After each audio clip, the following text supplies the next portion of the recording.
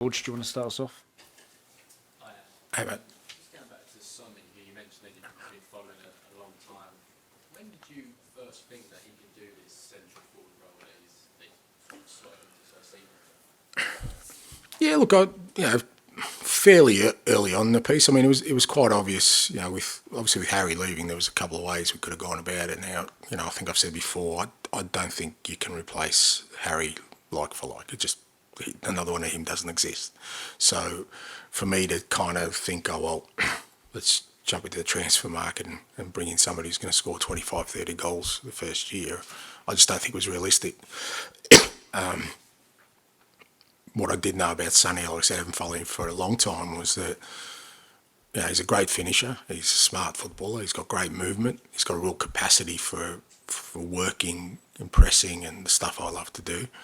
I love my strikers to do, and I just thought he would be a really good fit for us. Now, it wasn't the only option I was looking at, but it was definitely probably the one that I thought would be the best fit for where we are as a team and what we needed. And even with him, I think, the more he plays in there, I think, the better he'll get in terms of, really being a goal threat in every game. And, for us, it's a massive asset to have.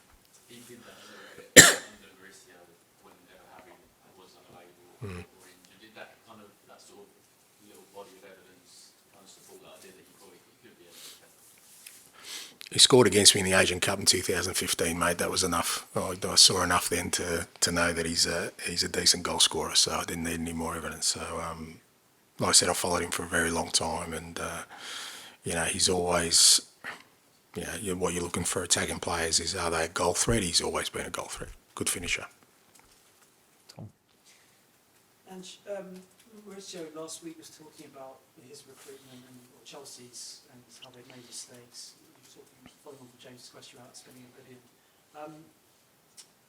To sort of look at Spurs this summer, I mean, everyone's going on about how good the recruitment has been.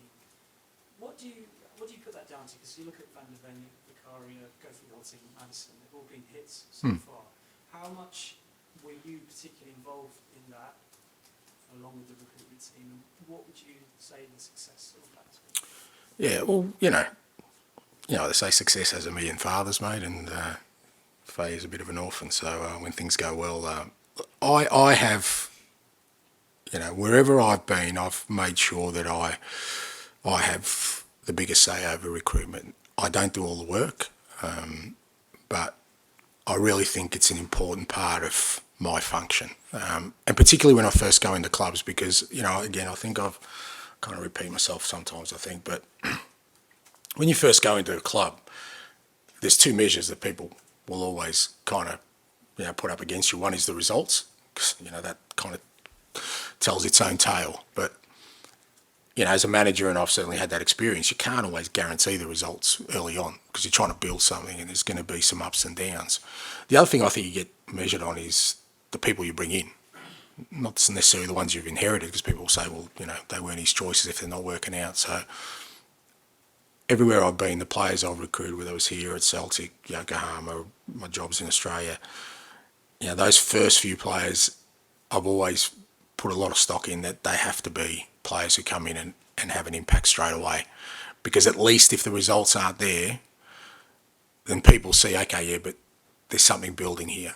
And the reason I think I've had grace in the past in terms of when the results haven't been there is that, the players I've brought in, whether that was at Celtic, with Furuhashi and, Jota and, Cameron, all these guys, okay, we weren't winning, but they saw the players coming in. These are good players. It was the same at Yokohama. The first few, we signed 2 or 3 Brazilians. The results weren't there, but the supporters could see what we're trying to build. So it was important to me that, the ones we had to bring in this year had to have an impact straight away.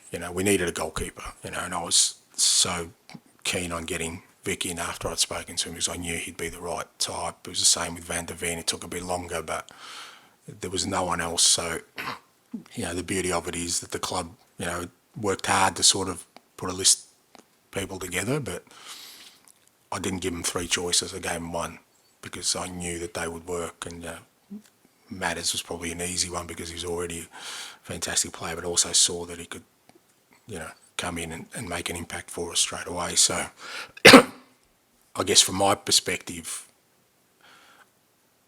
it's the one area I really want strong control over, because, like I said, there's only two things I'll get judged on in the early bits. That is the team winning and, what kind of transfers have we done. And just back to Mauricio, I mean, have you actually met him before? What was that like? And I know you've been a student of going for a long time. How much did you enjoy watching his Tottenham playing team?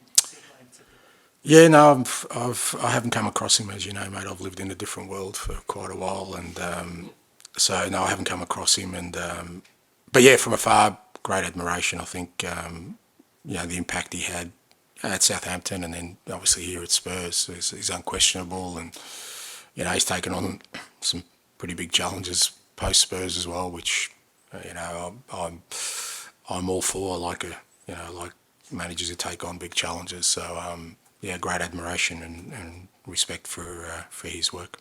Just finally, we saw you at the theatre this week. Yes. With Sir Kenneth Branagh. He's known for being a Spurs fan. He is. Any words ahead of what is a pretty massive game? No, he's Sir Kenneth, big Spurs fan, and he was kind enough to invite my wife and I to the theatre the other night, and we don't get too many nights away from sort of the kids and adult time, so we enjoyed it, and always appreciate. I did sort of have to swat up on King Lear. It wasn't part of the curriculum at Parad High where I grew up, mate. So I had to do some research, but.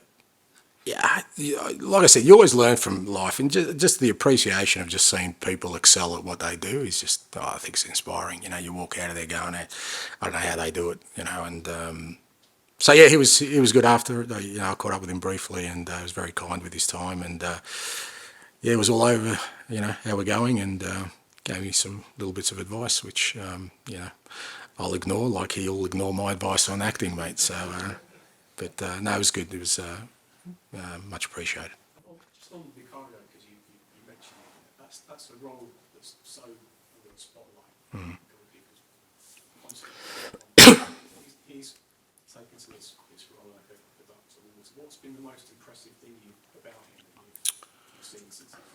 Well, I think what you just said is really embraced the challenge. He knew, it's a big task coming in to be, goalkeeper for, one of the biggest clubs, and you're replacing a fairly prominent figure in the world of football in that sense. And like I said, the goalkeeping position is one where there is a massive spotlight on, because people can, with players, you kind of allow them, they have a little bit more latitude where if they make mistakes, they always get the opportunity to kind of atone for them. In a game of football, goalkeepers, you make a mistake, it's pretty much no coming back from it. So but he's just been, like I said, really embraced the challenge of, for me, the key thing for us is we got him in early. He came to pre-season. I think if he had to come in on the eve of the season, there would have been so much more sort of pressure on him. But he was allowed to sort of bed in, with our pre-season games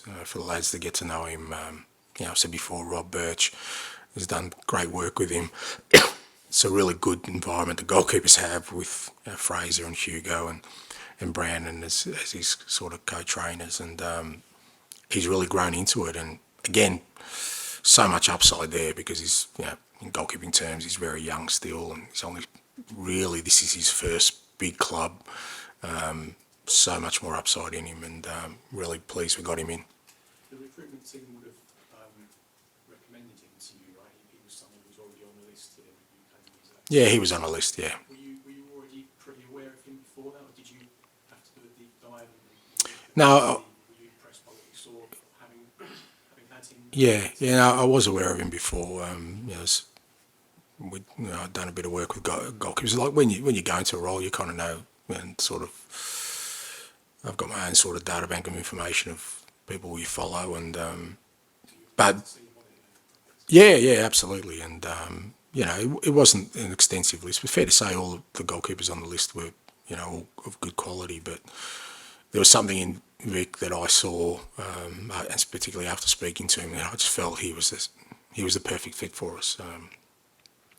and again, you know, there's always an element of risk with that, always, and you're prepared. But I you know, when I feel so strongly about something, I'm prepared to take that responsibility if it didn't work out. But I was quietly confident it would. Does he have any nicknames? Because he had all sort of nicknames apparently in the team. Yeah. He doesn't know one here. I call him Vic. I don't know, but that's yeah. Who knows, mate? Who knows? Okay, Jason, one very quick one before we finish. Dan, please. Sorry, in an earlier answer you said we just changed the environment when you came in here, as if it was like easily done, which is probably the most fundamental thing that can happen at a football club. I know it's quite a big question, but how do you just change an environment? Yeah, it's a process. It's not sort of, you know, a lot of it is just behaviours and particularly my behaviour. You know, I think when I'm kind of the new person in the building, I think people are looking at me a lot. So what I do, what I say, how I behave is a fairly good indicator of kind of the environment I want. So, you know, I think I've said before that if I walk past someone and don't say hello, I think people notice. If I'm not here first thing in the morning, people notice. If I'm not, you know, really passionate about what I do, people will notice. You know, if I don't come in here every day feeling pretty blessed that I'm doing something I love, people will notice. So that's your starting point, because I think, you know, most people will get a fairly good indicator of what I want by just seeing me, you know, and then you try and get sort of like-minded people around you, and, you know, the staff we've brought in, whether it's new staff or the existing staff, and hopefully those dominoes fall fairly quickly, and then you sort of, people then have a choice about whether they want to be a part of that or not. But, you know, like I said, it is a process, but I always feel it begins and ends with me, because I think